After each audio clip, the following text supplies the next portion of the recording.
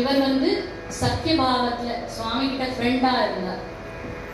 எம்மை உமக்கு தோழமையாக தந்தோம் அப்படின்னு சுவாமியே சொல்றார். இனிலே நீ நான் ஃப்ரெண்ட்ஸ் அப்படின்ற. எதுக்காக? கண்டபடி கோச்சிங்கிறதுக்காக. பித்தரும் ஆகுத பேரும் ஆகுத கல்யாணத்தை எப்படி நீ நிறுத்தின அப்படின்னு கோச்சிக்கிறார். அதுக்கு சிரிச்சுட்டே இருக்காரு சுவாமி. வா நீ கூட வா அப்படின்னு திருவெண்ணெய்நல்லூர் அழைச்சிட்டு போனார். வன்மையான வார்த்தைகள்னால கோபிச்சுன்றதுனால இன்று முதல் வன்தொண்டன் என்று போற்றப்படுவார்.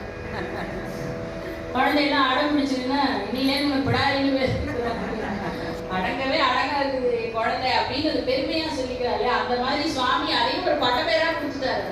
இன்று முதல் என்ன கோச்சின்றது நீதான் இந்த உலகத்திலேயே ஒரே ஆள், அதனால அந்த பேர் வழங்கட்டும் அப்படின்னு சுவாமி சொன்னார். வன்தொண்டன் என்று போற்றப்படுவார். இன்று முதல் எம்மை நமக்கு தோழமையாக தந்தோம் அப்படின்னு சொல்லி அனைத்து கஷேத்திரங்களுக்கு போய் அநேக பதிகங்கள் பாடுறார். திடீர்னு ஆசையா பேசுவார் சுவாமி கிட்ட, திடீர்னு கோவப்படுவார். என்னதான் நீ நினைச்சிட்டு இருக்க அப்படின்பார். உடம்பெல்லாம் எனக்கு முடியல அப்படின்னு சொல்லுவார். சரி பண்ணி கொடு, இன்னுமா மேகங்கள் அப்படின்னு உடம்புல தோல்ல சர்ம வியாதி வந்தா அந்த பதிகம் பாடினா சரியா போயிடும்.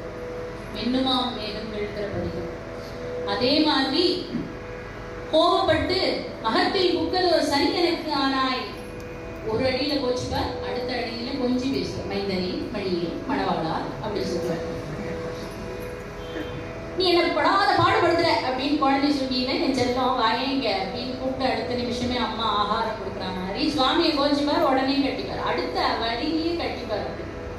அந்த மாதிரி அந்த இத்தனை யாமாற்றை அறிந்திலேன் அப்படிங்கிற பதிகத்துலதான் சுவாமி வந்து அவருக்கு வந்து அன்ன ஆகாரம் கொடுத்தார். பாடுவார் பசி தீர்ப்பார். யார் யாரெல்லாம் தேவாரம் சொல்றோ இப்போ உங்களோட வியாதிகள்லாம் இன்னைக்கே போச்சுன்னு சொல்றார். பரவுவார் பிடி களைவார்.